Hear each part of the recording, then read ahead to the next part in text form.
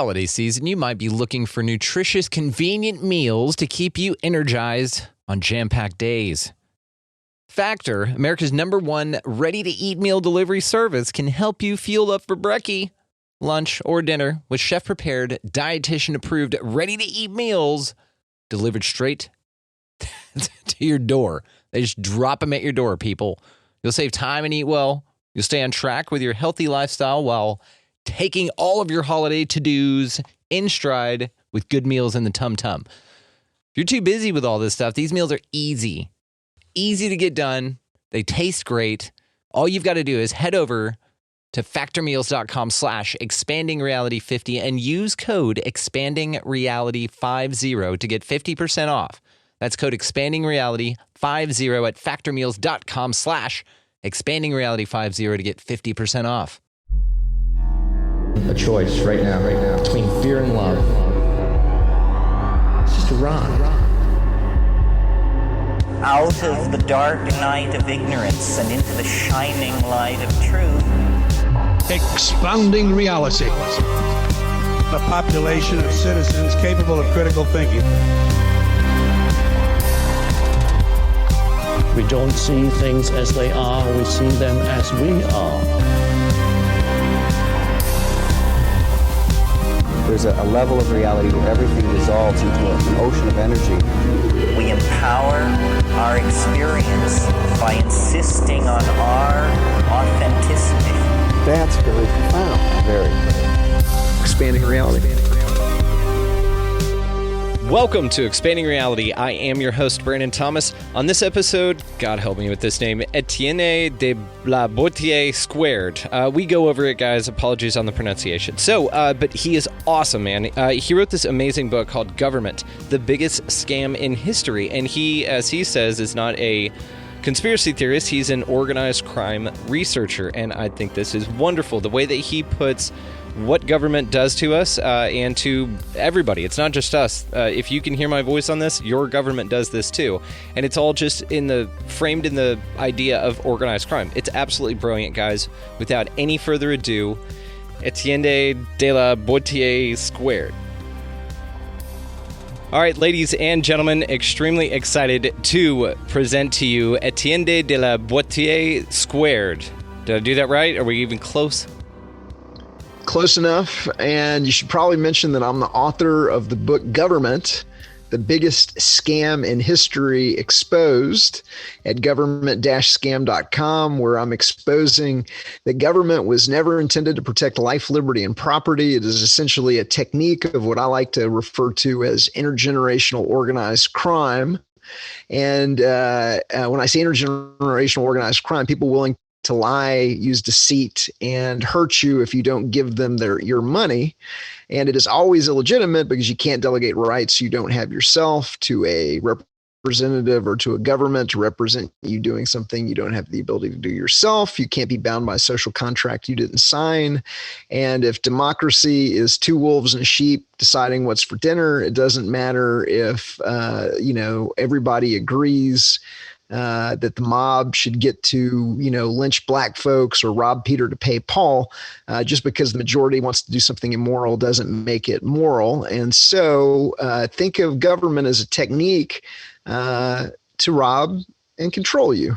And they get away with it, as the subtitle of the book says, because how intergenerational organized crime runs the government and the media, because they're controlling the information that you have received about the legitimacy, the desirability, and the necessity of government using either the mandatory government school, a monopolized media system of 6 companies running hundreds and hundreds of subsidiaries to give everybody the illusion there's all these different information sources in society, or the algorithmic censorship of 2 to 3 dozen what I like to call DARPA front companies on the DARPA internet.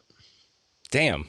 I guess I should have told you this before the show, but this is actually a show where we just discuss Care Bears and their relevance to pop culture and what they do for society. That's like the whole theme of the show. So I think we may have misbooked here. We might want to rethink this, man. Dude, you are awesome. I have heard you on several shows. You're on a bunch of my friends' shows. You're a badass, man. So you reached out. You sent me your book. I am enamored with it. So here it is, guys. I will be linking, of course, all the ways to find this down in the show notes. But dude, the way you lay it out, your ideas, your structure and your setting on this. I mean, just it's full of memes. It's very approachable. So tell my audience why you structured your book this way. So, the book is really designed, like I'm assuming at least half your audience already knows, some version of everything that I just said, and they've probably struggled to explain it to their friends, their relatives, their coworkers, et cetera. And so really, I set out to create a book of, how do you create a book that takes somebody from 0 to 60 in the shortest amount of time. And most people are visual learners. And so in the book, I'm leveraging a variety of different learning techniques and strategies that number one, make the book more approachable. So if you'd given somebody just a text only book, maybe 10 to 15% of your friends would engage with it. But if you give them a picture book, kind of once they pick it up, they're like, oh my God, what is going on here? And then, whether it's the media ownership charts or whether it's the, charts showing the monopoly concentration of, of about a dozen, food and consumer goods companies or, whatever it is that catches their attention, then it's kind of executive summaries, bullet points, but with hypertext links and the PDF version of the book to all of the authoritative scholarship. So if anybody goes, hey, I don't believe that, where's that guy coming from? You can click through, you can see the scholarship, you can see the, the research and the evidence that backs up those claims. And so, the goal, take everybody from 0 to 60 as fast as humanly possible. And we're doing that through, among other techniques, revelation of the pattern. And so the first part of the book takes a look at 20 plus techniques used by what I call intergenerational organized crime. And just to be clear for the audience, when I say intergenerational organized crime, I'm taking that all the way back to monarchy, and we'll just use monarchy as the first, intergenerational organized crime. You're gonna give us your money or we're gonna hurt you. And when monarchy fell out of favor, people weren't buying the divine right of kings anymore, then they developed democracy. But knowing that because number one, that they're controlling all of the media of the day, the newspapers, the town criers, whatever it is, they're controlling they've got a disparity of campaign funds to win elections, and they're willing to cheat. Because they're organized crime, they're always going to be able to control the outcome of the elections. And if that doesn't work, we'll just murder you. We'll use political assassination. It's, just some of the techniques that have been used in the United States when the puppets don't play ball like they want them to. And so that is, kind of what I take it back to. And so democracy, as we mentioned, is always illegitimate. You can never have a legitimate moral democracy. You can never have a legitimate moral constitutional republic. You can never have a, legitimate moral socialism or communism, because it's immoral to, and impossible and illogical to delegate rights you don't have yourself to a representative to represent you doing something that you don't have the ability to do yourself.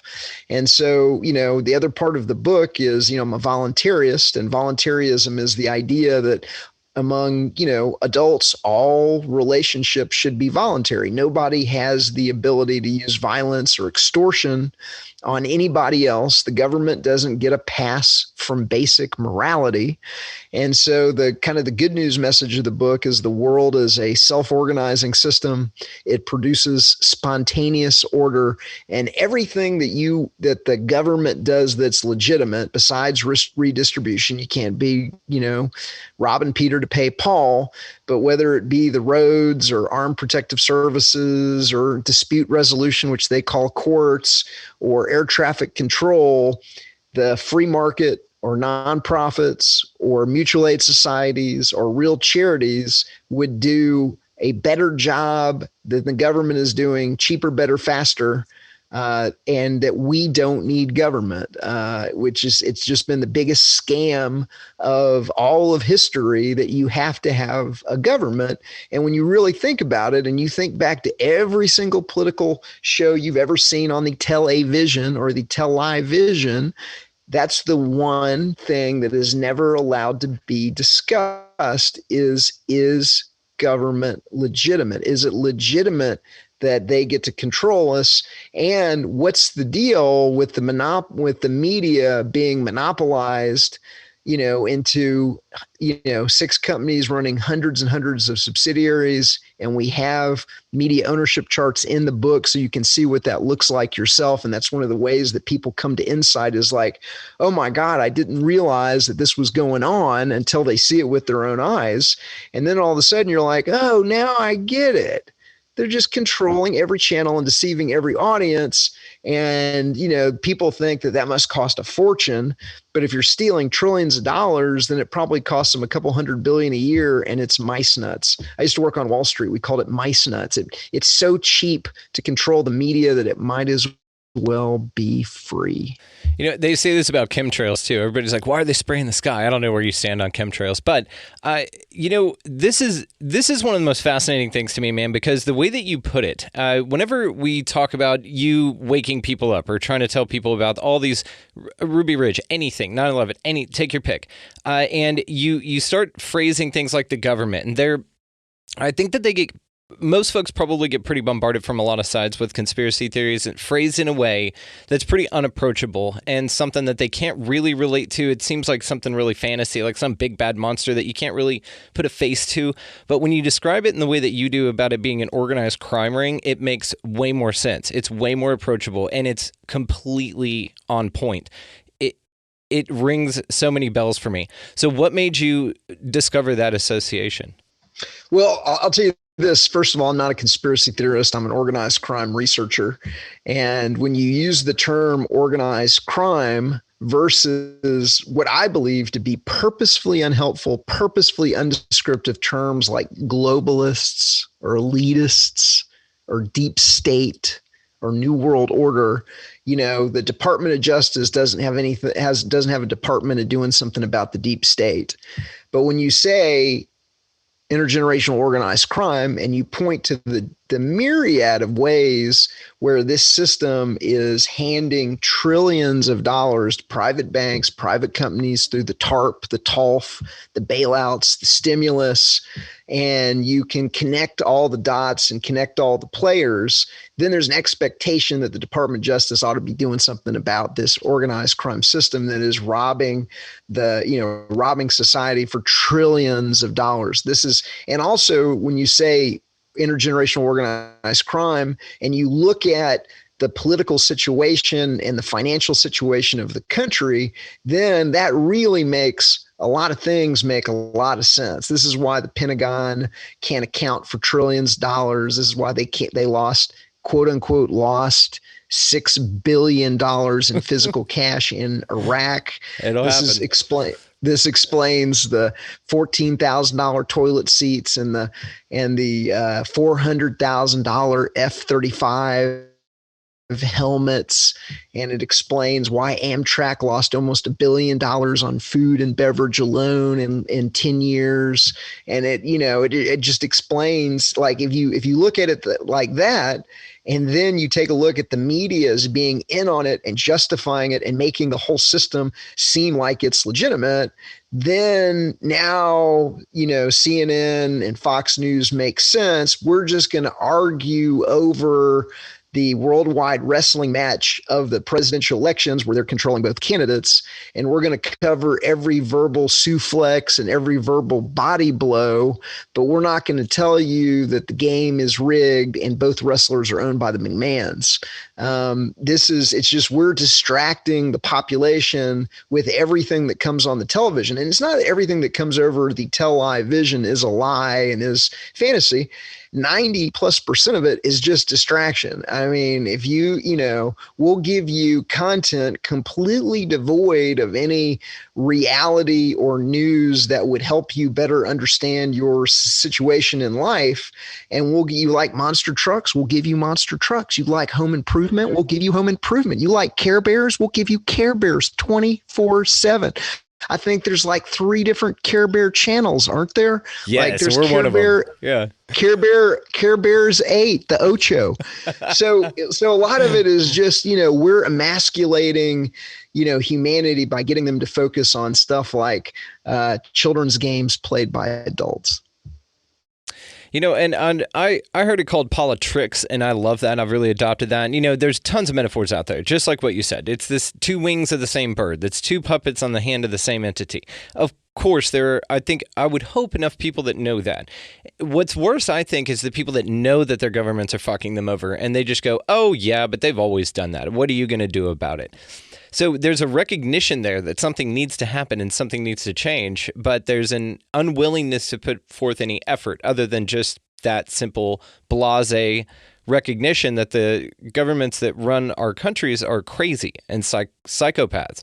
And they're horrible. They're not out for your best good. But somehow they've convinced everyone that they are. How the fuck did that happen? They've got great PR on hundreds and hundreds of different radio stations and television stations, and I mean they're spending billions and billions of dollars to convince you that it's legitimate that they get to rule you, that they have your best interest in heart, that they're trying to protect you from either terrorists or from mass shootings or from the COVID or whatever it is, whatever the boogeyman of the week is. And they're, they get away with it until you realize that there's a man behind the curtain. And I do agree with you that there are a lot of people that have been emasculated, by the system. They're fluoridated, vaccinated, government schooled, corporate food eating, dumbed down public. But they don't matter. There's still a lot of people that are absolutely awake. They've got more than 2 neurons to rub together, and they are taking action. And I've been all over the country. I just got back from 30 states in 3 months where we did, 4 different liberty events. We'll be doing a 5th next week at the Jackalope Freedom Fest. But I see people all over the country that know what's going on, that are taking action, and that are getting organized within their communities and fighting back in some way, shape, or form. And so that really, really is the good news. And once you realize how the system works, and like I think part of the book, what the book does is it explains, how the magician does the trick. And really, I mean, this is a revolution that's only going in one direction, because once you realize how the magician does the trick, then you don't really get fooled by the trick anymore. And now you're on the trail of it. You're using the right terminology. You've got a, effective tool in the book to be able to explain it to your friends and your family. You know what you need to do to get organized. You're not going to be going after the matador's cape. You're going to be going after the matador. And the book is filled with solutions, how to throw sand into the system. And if everybody is just throwing a little bit of sand into the system, it's not too long before the system, seizes up. And again, it's a revolution that's only going in one direction. Once you realize that the government is illegitimate, you can't have a legitimate government. It's impossible. And also I don't want to spoil it, but they've been sliding the government as a religion to people. So what they do is they're using all of the tool, and the book breaks down Government, the Biggest Scam in History at government-scam.com, breaks down how this organized crime system slips the belief in the legitimacy, the desirability, and the necessity of having a government at all, even though there's no ironclad law of the universe that says you have to have a government, but how the organized crime system slips it to the population as a religion.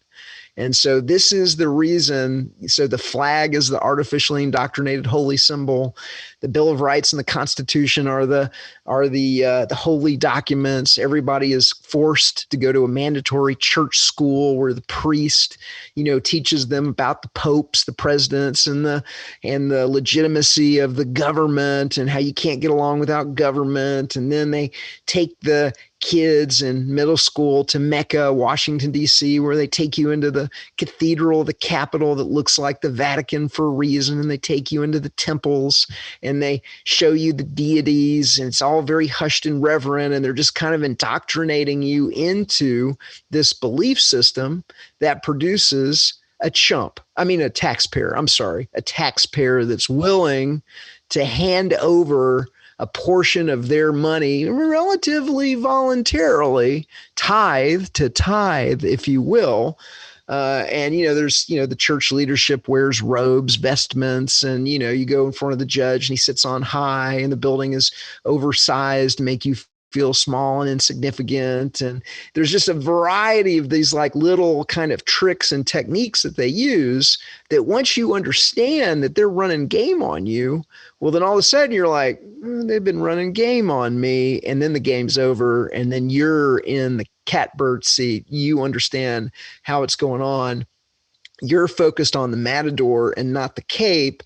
And you're able to approach the problem in a way where you're going to be in your own power in a way that you weren't, as long as you think it's legitimate and that you got to do what they say. And that, once you realize that the policeman is a chump that has been, tricked into wearing a costume and shaving his head and using violence on, peaceful people for, and it was essentially an indoctrinated status religion.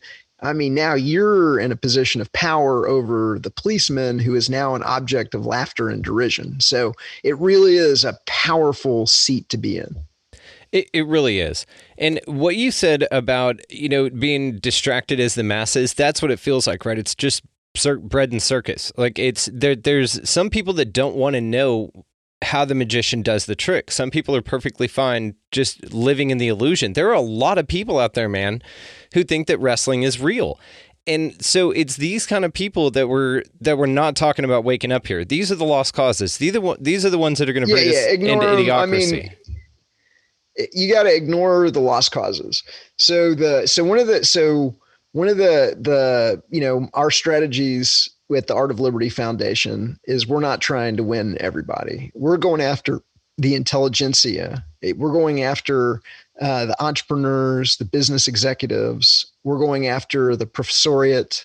We're going after the bloggers, the vloggers, the content creators, the 10 to 15% of the population that really, really matter, that do things in life, that are organizing their communities, that are doing groups. Like, don't waste your time on people that live their life on a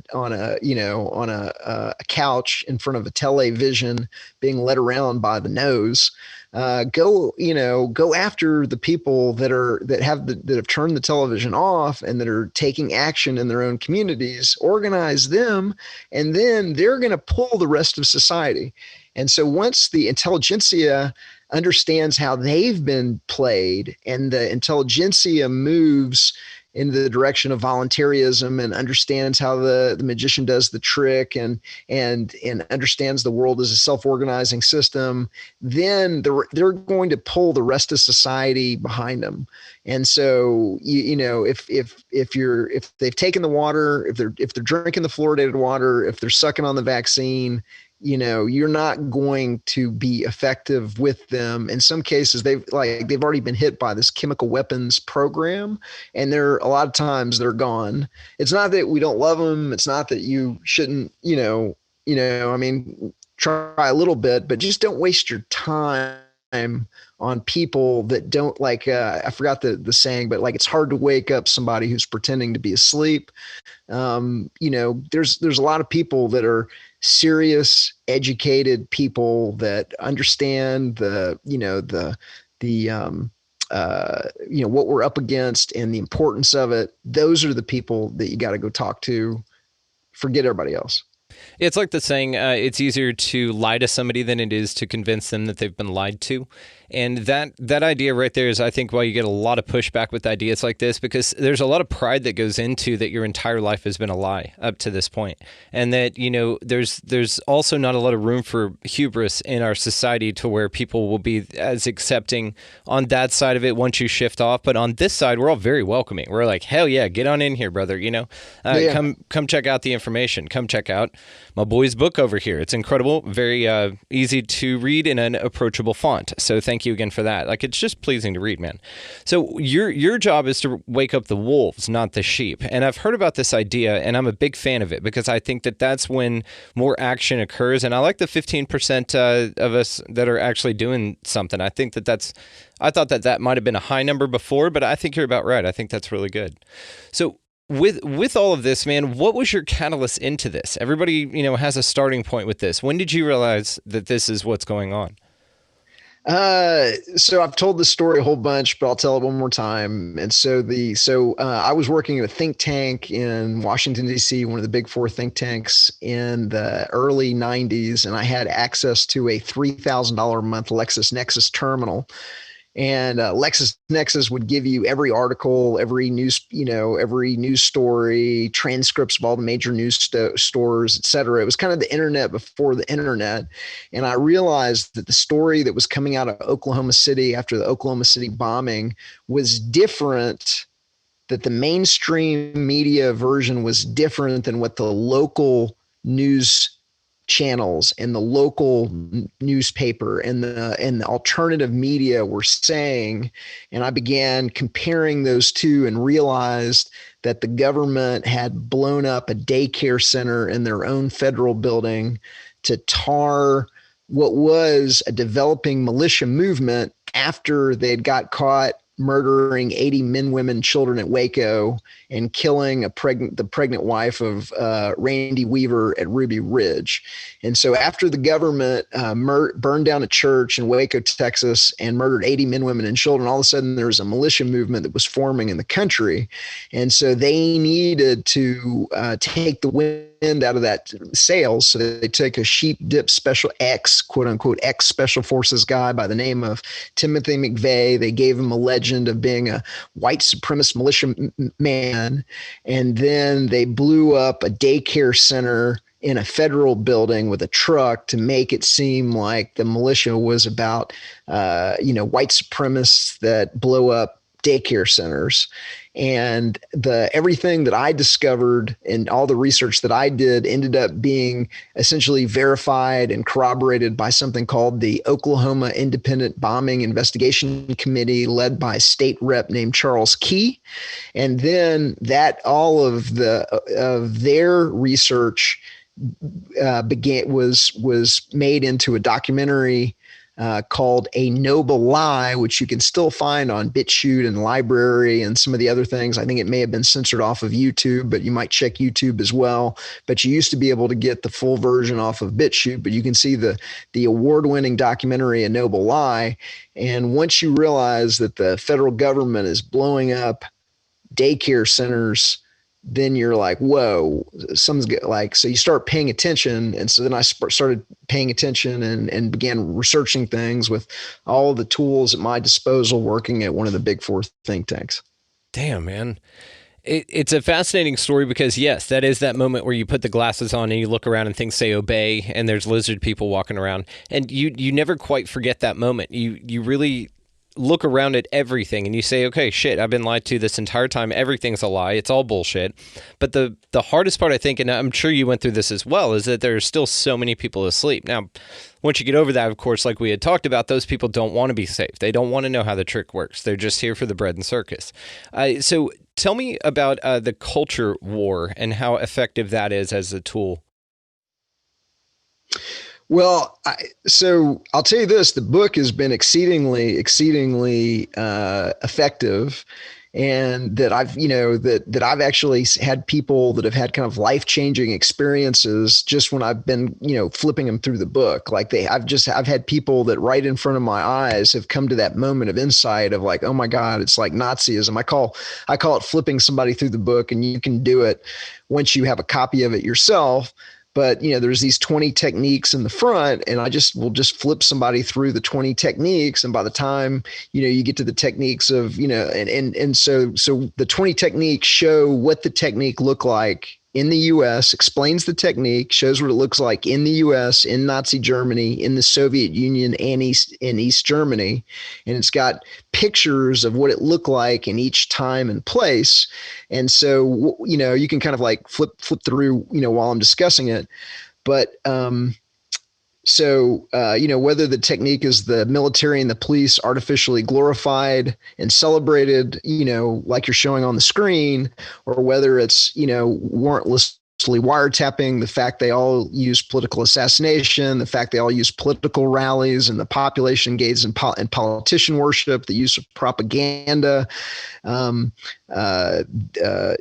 concentration camps, black sites, and secret prisons, whether it's the use of torture as policy. All of a sudden, when, about the time that you get to technique number 20, I've had people go like literally just like get it like that.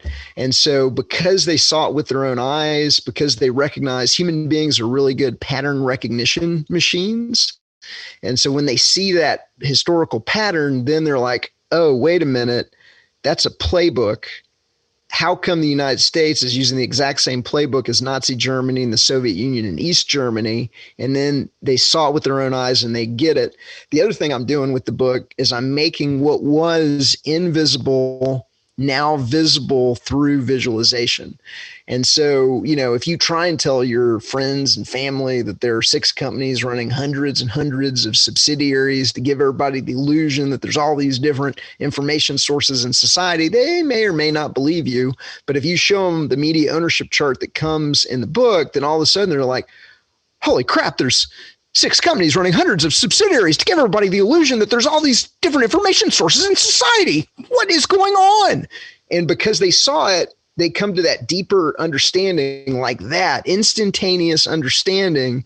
And you don't have to explain it to them. I've got org charts. You go, oh, so you're saying that all of the reporters are in on the COVID, and they're all these different publications and all these different reporters and producers and everything, they're all in on it together. And then you show them a Bilderberg CFR Trilateral Commission organization chart where dozens and dozens of reporters, editors, and publishers, and dozens of ostensibly independent media, companies are all organized together under these 3 organizations that Jeffrey Epstein was a member of all 3 of these groups. And now you're showing the picture on there, the chart. Now all of a sudden they're like, oh, I guess they are in on it together, and I didn't understand that was going on. But once they see it, they're like, son of a bitch, they just get it. They get how they've been played and how the system works. And so that's been very, very, very effective. We sell an amazing amount of the book to people that are buying what we call a friends bundle. So we've sold in the past, I'm going to say 4 months, we've sold over 650 copies to like 80 plus people that are just handing them out, buying 5s or 10s. We have a donor to the Art of Liberty Foundation that makes it possible for us to cut the price to the bone if you're buying it in 5 and 10, bundles. And so we have people that are putting these in little mini libraries. We have people that are putting these as coffee table books in their Airbnbs. We have people that are donating these to their, library. We have I get, all the time I get people sending me pictures of them putting it into, a little mini library in their neighborhood or whatever. And so people are getting around the algorithmic censorship of the media by, doing things like getting it into like little mini libraries where they can't be censored.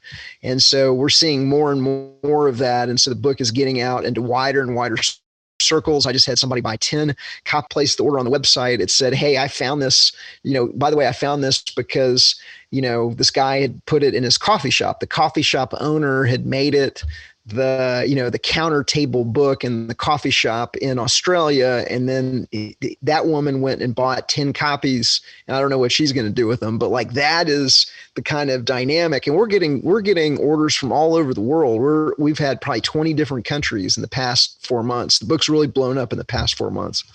It's insane, man. The amount of people just over it, and that are really, really looking at this stuff. I'm sure you've gotten an influx of this, just like you were saying with your book. I mean, how many people have approached you that perhaps beforehand were like, he's just full of shit. You're just a conspiracy theorist or whatever. Have you had any flip-floppers come back and actually apologize to you and be like, you know what? You were right. Look at this shit. It's weird. I don't get a lot of that. I mean, I've gotten one or two people have called me conspiracy theorist on, but if you take a look at my videos, and there's a couple 100,000, views of either speeches I've given on the book or interviews where I've been interviewed on the book or been on a podcast, 95% are thumbs up, positive comments. So I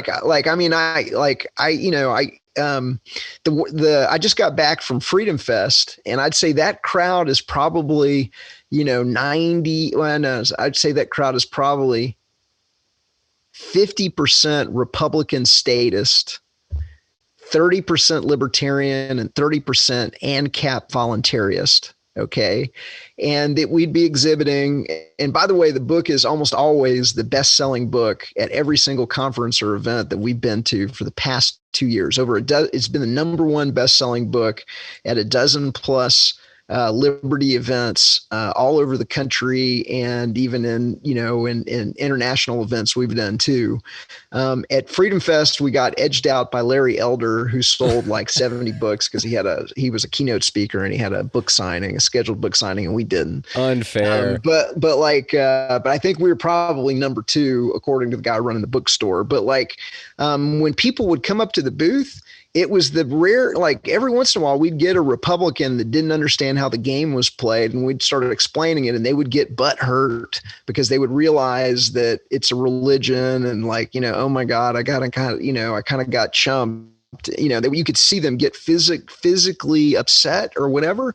But mostly that I don't get conspiracy theorists. I get voluntarism can't work. No government. The world would fall apart. And I'd like to spend a little bit of time on that because that's the subject of my next book that will be called Voluntarism.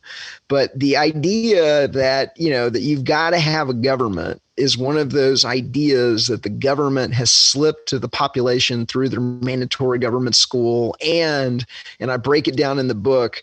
They've even changed the definition of the word anarchy, which it means no rulers, doesn't mean no rules.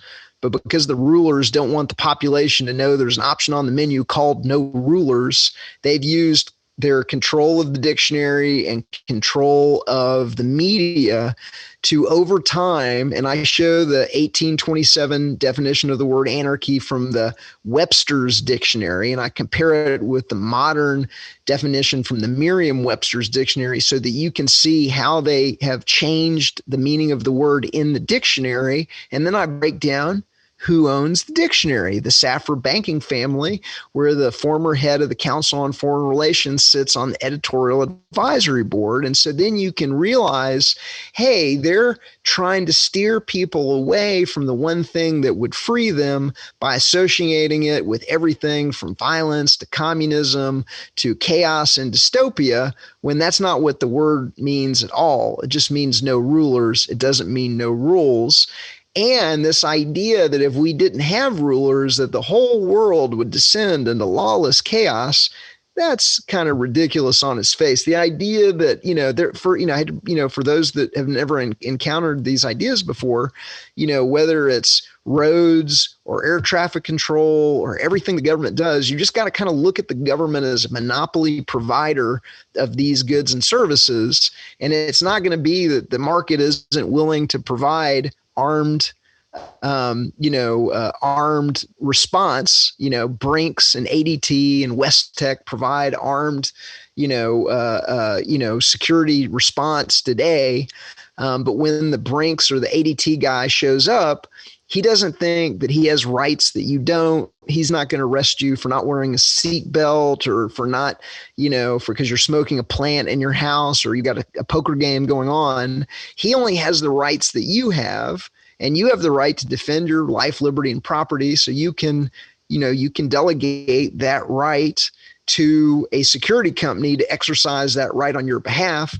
You don't have the right to decide whether or not your neighbor has a habit that you may or may not like, or should be gambling, or should be engaging the services of a prostitute, or, all of the other victimless crimes where the government uses violence on peaceful people to either engineer society or raise revenue or be able to arrest anybody at any time for anything to keep the population cowed and submissive.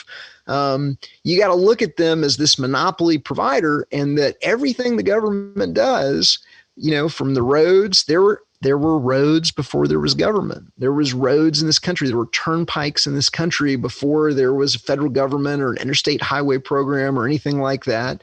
The Canadians have already privatized their air traffic control system, and there's no planes falling out of the sky in Canada. And so, whatever it is that the government does, as long as it's not redistribution, you can't steal from, rob Peter to pay Paul. But as long as you're not doing that, everything the government does, whether it's the courts, which is just dispute resolution, whether it's armed protective services, whether it's air traffic control,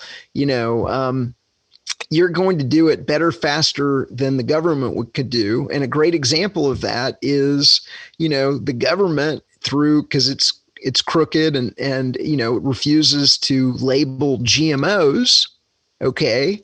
And not only did it refuse to label GMOs, it has frequently over and over again appointed Monsanto connected individuals to run the FDA or the EPA, or, and what's known in Washington, D.C. as regulatory capture. So what did the market do? The market came up with the GMO project, and they went and they did what the federal government refuses to do, because it's easy to buy off and control the federal government. And we've got a number of different, charts in the books showing how the exact same companies that are getting handed billions and trillions of dollars from the organized crime government, how their executives are going in and out of the federal government. And so there are a bunch of different Venn diagrams where you've got the individual's name in the center of the Venn diagram, and on the left you've got their role or previous role in the federal government, and on the right you've got their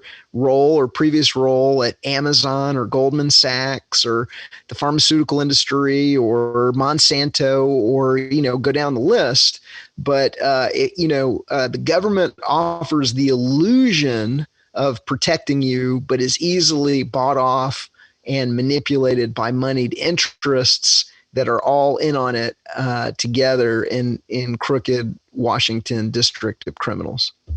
And whenever anything's privatized and the government doesn't have its hands in it, it thrives. It does great because it's under market competition. It's under the best way to do it. You've got to find the most efficient and best way to do it to maximize costs and all that good stuff. But there's also a different care that's taken into it, because these are the people that are building for their communities, right? They want their name on that. That's a legacy for them. Yeah. Some of these folks.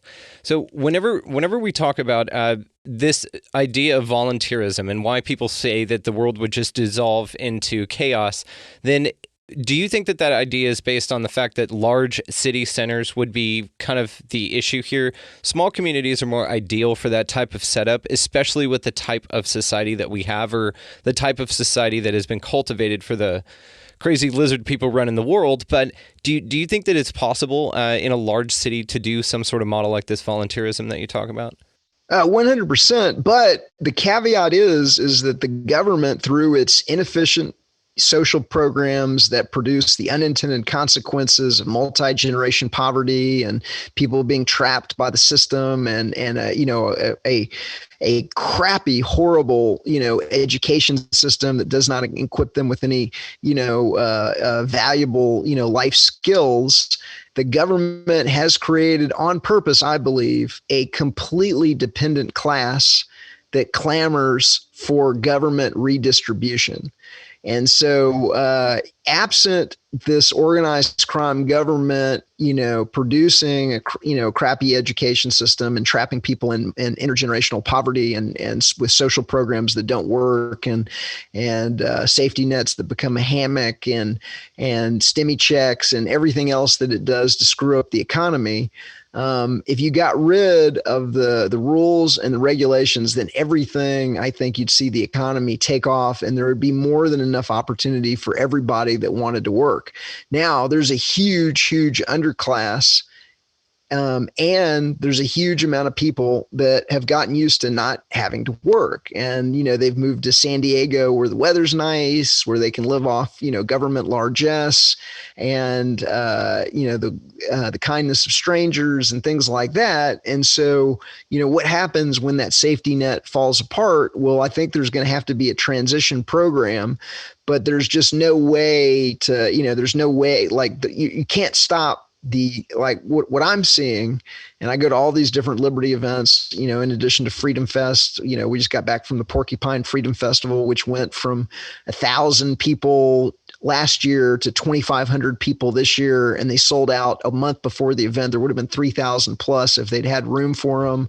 Or, we're going to Jackalope Freedom Festival in Baca Meadows, Arizona next week. 2 years ago, there were 200 people. Last year, there were 600 people. I think there's going to be 1,000 people there this year. So these liberty events are blowing up, and people are figuring out all over the world that the government is crooked, the government and the media are in on the COVID and the lockdowns and everything like that. So there's no way of really stopping the population from coming to the understanding in the information age that the government and the media are being run by organized crime, that they've been looting the country, and so, what happens after that becomes widely known, whether it's my book that does it or a book that comes after mine or, somebody else that does it, hopefully I'm the straw that breaks the camel's back and widely exposes it.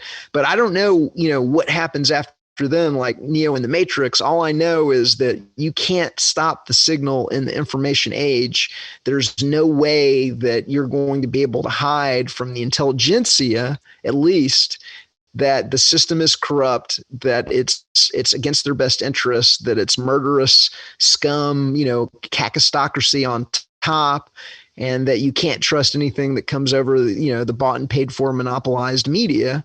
And so there's going to have to be a transition period, but whether you're in a city or you're in the country, people are going to be better off without government in the long run.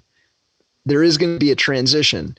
I'd like to see there be a laboratory of liberty, and that's one of the things we're trying to do at the Art of Liberty Foundation. Is we're trying to start a think tank to be able to research how do you do the transition, how do you make it the best for everybody. But there's no way to stop the signal. People are going to find out. So kakistocracy. There's one dude that's listening right now that will kick me if I don't ask you at least what that word means. What is kakistocracy? Kakistocracy is ruled by the worst people out there. Kaka means crap shit in Spanish. Okay, shit people. Kaka. It's ruled by the shit people. And so if you really think about it, like a kakistocracy is a little bit of an umbrella term. If you wanted to be specific, we've got an oligarchical kleptocracy. Oh shit! And an oligarchy is ruled by a few. A kleptocracy is ruled by organized crime. And so it's an oligarchical kleptocracy. But when you say kakistocracy, it is the worst, scummiest people on the planet. That's why they're willing to use torture. That's why they're willing to shoot everybody up with these experimental vaccines and force lockdowns and wage economic warfare against you and to engage in disaster capitalism and break the backs of mom and pop, businesses in favor of these monopoly corporations. And it is the worst scum possible at the top.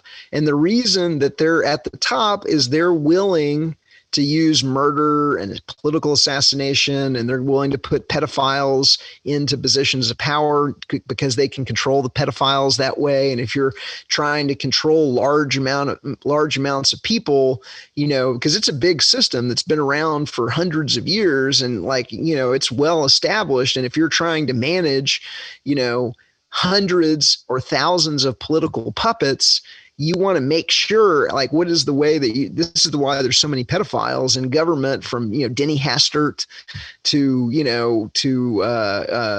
others that we won't get into here, Jeffrey Epstein and crew and before that, because you really want to be able to blackmail as effectively as possible the largest number of these political puppets. And so, it's a kakistocracy or an oligarchical kleptocracy, depending on which you prefer. For our Latino audience, cacastrostia. We'll go with that. I think the idea is incredible, and I completely agree with you. Again, the way that you break this down, especially in your book, it's very digestible. It's very incredible the way that you wrote about it, but also just the concept. You could have done this in a type book, and I would have read the shit out of it, man. It's brilliant. Just tying it all together like this. Now, something I am curious about is, let's say, I'm a boundless optimist, by the way. I need to preface this by saying that. Let's say there is a awareness. Let's use the metaphor of a runaway train, okay? Up until this point, most people don't think that there's anything wrong with the train. They're looking out the window, everything's fine. People like you and I are running up and down the aisles going, it's a runaway train, guys. It's runaway. But it seems more and more now that people are starting to wake up to the fact that it is a runaway train. And let's say that we get to shift over 51%. Let's say that we get this mass consciousness shift where everybody wakes up and goes, hang on, this isn't right and we need to change it. What is the next move? Because there's no fast way to stop a runaway train, right? You've got to kind of slow it down so that the transition's a little bit easier and not as jarring. If you were just to shut the whole thing down, people would fly into the seats in front of them, to stick with the metaphor. So what is the first step in this besides awareness? What's the next actionable thing that people can do? The number one thing they can do is they can educate others. And so that's why the book is so important. And that's why we make it available for free. You can download a free preview copy at government-scam.com, because if you don't understand how the system works yourself, then you can't explain it to others. And if you're going to try and explain it to others, then you really, really need to have a really effective tool to do it. And so, I talked about flipping somebody through the book. Anybody can flip somebody through the book. And so education is 100%, number one. Number two thing you can do is you've got to get organized, and you've got to find the people in your neighborhood, in your life, that aren't spending their life in front of the television, that are good people that want to see, things change for the better. And you've got to get them organized. And one of the things that we do at the Art of Liberty Foundation is that we make it fun to resist government, and we make it fun to do these things. And I don't know if I've told the story that we helped organize resistance in Santa Cruz, California, myself and David Rodriguez, the head of the Santa Cruz Voluntarists and the Gatto Project. And we started with 10 people, kind of 20-somethings to 40-somethings that didn't believe what the government and the media was telling about the COVID. And the next week we had 20. And the week after that, we had 37. And the week after that, we had 400 people on a Facebook group. And we were regularly turning out 60, 70 plus people to peaceful civil disobedience. We were reopening beaches. We were reopening parks. We'd have beach parties, and there would be people surfing, and there would be people playing the guitar and drum circles, and there would be kids and badminton, and it was all ages, and everybody had a good time. And I had one person say, my social life actually improved during the COVID, but we just made it fun to get people together. We'd have documentary movie nights. We'd have documentaries on the beach, on a giant, inflatable screen. We'd have documentaries over at people's houses. We'd have sign painting parties. We'd have cookouts. And it was, and everybody had a good time, and everybody was cool. And once people saw how much fun we were having, more and more people began to join in, and we made it fun to resist, which is one of the reasons why they're trying to crack down on David Rodriguez in Santa Cruz right now, because they got an organized crime government that's paying themselves $300,000 to almost $400,000 $100,000 a year salaries. And David was exposing that very, very effectively. And so they threw him into jail for 2 weeks to try and shut him up, but he's out now. And so, and when he got out, there were 80 plus people at the courthouse waiting for him, clanging on drums, because like I said, more and more people are realizing this, and you're seeing entire communities that are come together on a weekday to try and help out the leaders. And so there is no way you can stop the signal, but you got to get involved. And so start a freedom cell. Go to freedomcells.org and figure out the people. Use OPSEC if you want, but figure out the people in your neighborhoods. Just start with your closest friends, and just have a party, have a book club. Use Government, the Biggest Scam in History as your book club book, and go through it and talk about it. But the main thing you got to do is get involved. Don't spend your life in front of the television. Don't spend your life, go out and make it fun to resist. We had a blast. You can have a blast too. That's amazing. Yeah, and absolutely. And you know what? I'll go ahead and link freedomcell.org in the bottom here, just because it's got to do with the show, and let's do it. That sounds amazing. So we'll probably wrap it up here, man, but did you have any final points on this or anything you wanted to add to it? No, I mean, I'm very optimistic about the whole thing. You cannot stop the signal in the information age. You can try and, they can, even if they censor us on YouTube, we'll go to BitChute. There's now censoring people on BitChute. So now the party is moving over to library. We back up the book with a credit card size flash drive, either 8 gig or 16 gig flash drive that we call the Liberator.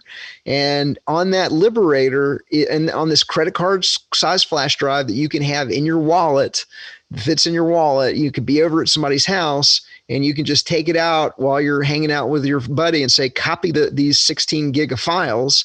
And then there's everything that the government is trying to hide from you. You can we make it easy so that you can make copies of the Liberator yourself. We make it available for free at government-scam.com/Liberator, where if you download the entire Liberator from our Dropbox, you get the book for free, the PDF version of the book with all the links and everything like that for free, along with 16 gigs of evidence of government criminality and all of some of the leading voluntaryist authors and documentarians and filmmakers showing you in either books in PDF or short videos or documentaries exactly how we would be just fine if we didn't have government, how the market could provide everything the government does, either through, nonprofits, mutual aid societies, real charity. And the final thing, I guess the final point I want to make is everybody understands how much the government is stealing from them in their 1040.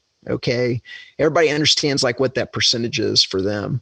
Most people don't understand how much the government is stealing from them in what I call the covert taxes.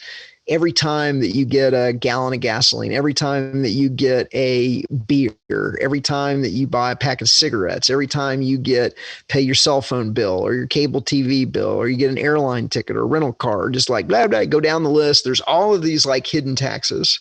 And then the final tax that most people don't realize, which we break down in the book, is the tax of inflation. And the government is waging economic warfare against you by stealing the value out of your money, by allowing the banks, who are at the top of the we're in on it pyramid, the money center banks are allowed to engage in something called fractional reserve banking, where when you go to a bank to get a loan or a mortgage, that's not depositor money they lend you. They just tickle the ivories and credit your account with digital dollars, even though that's inflationary and even though that reduces to some small degree the purchasing power of everybody else's dollars that are in circulation. If we didn't have a crooked banking system and we didn't have the government stealing half of our income in overt taxes, covert taxes, and inflation, then everybody would be crazy rich. Your dollar, I want everybody to think about this as my kind of final thought. The dollars that everybody earns and saves today should be buying more and more every single year. as innovations and productivity improvements reduce the costs and the costs of producing and distributing the goods and the necessities and luxuries of life. Instead of your dollar buying more and more each year, your dollar has been losing 10% plus of its purchasing power. We're getting robbed. If we weren't getting robbed, imagine how wealthy that you would be if over the past 10 years you had, 100% more take-home income every single year, and in a dynamic where that was going on. That's the cost of government. There would be more than enough money to take care of the poor, the needy, and the disadvantaged if everybody over a 10-year period was taking home twice as much as they took home over the last 10 years. That's the cost of this organized crime government. We should all be filthy, crazy rich if it wasn't for organized crime government and the media that's helping them get away with it by distracting and deceiving the population. Well, the secret space program is not going to fund itself now, is it? So they have to do that. That's why. But I can't thank you enough, dude, for your time. This has been incredible. Your book, of course, right here, guys, I will be linking down in the show notes and everything that we just talked about. Go check this thing out, guys. It's incredibly well done. It's incredible information. The research that you did is fantastic, but also your mission on how it gets out. You give discounts on bulk orders. You give the PDFs for free. I like the way that you're going about it, man. You're doing a wonderful job. Keep up the great work, brother. This is fantastic. Brandon, thank you. And keep up the good work because we're all doing it together. We're all co-creating the new reality, and it's 1,000 flowers blooming. And, turn off the monopoly media and turn on more expanding reality. Shit, yeah, dude. Oh, final question. Favorite Care Bear Co? I'm not really familiar with any of the Care Bears, but I do want to say one more thing because I know you got an international audience. And so one of the things that we break down in the book is it's not the US versus the Russians or the US versus the Chinese. It's the Russian government robbing the Russian people using government. It's the Chinese government robbing the Chinese people using government. And so once that system works out, my goal is to have international copies one day for all the different countries of the world, where you're able to see, because it's just the same, it's the exact same playbook. So I want to take out the East German examples and replace it with the UK or Australia or New Zealand or China or Israel, etc., because it isn't, they're just menacing each other's populations with the specter of war between them while they're all in on it at the top. They're all running government gubernari mente on their own populations. It's a global awakening. We're waking up the planet globally. People are buying this book from 20 different countries. There's no way they can stop the signal. We're going to have real freedom all over the world. God, man, you got me fired up. You should feel these nipples right now. It's great. Dude, this is fantastic, man. Thank you so much. Honestly, let's do this again, brother. You have an open invite anytime, man. Yeah, thank you so much. Peace, love, and voluntarism. Fascinating guy. Absolutely incredible topic, guys. You've got to check this book out. It is located in the show notes. All the ways to find him, of course, will be located down there, as well as a couple other bonus stuff for you. Some things to research and check out that we had talked about in that episode. So go out into your week this week, guys. Do something amazing for somebody else. Like buy this book. That you can add this to your list of really cool things that you do for somebody else. Do that bulk deal and hand a few out. It's worth it, I'm telling you.